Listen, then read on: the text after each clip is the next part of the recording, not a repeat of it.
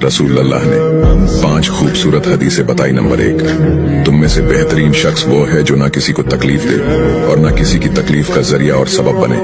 Number 2, जो शख्स दिन में 10 मरतबा सूरतुल इखलास पढ़ेगा, यानी कुल हु अल्लाहु अहद, ये पूरी सूरत पढ़ेगा, अल्लाह ताला जन्नत में उसके लिए महल बना देंगे। नंबर 3, जो शख्स हर फर्ज नमाज के बाद 1 मरतबा आयतुल कुर्सी पढ़ने का मामूल बनाएगा, तो उसके और जन्नत के दरमियान सिर्फ मौत का फासला होगा, यानी वो शख्स मरते ही सीधा जन्नत में जाएगा।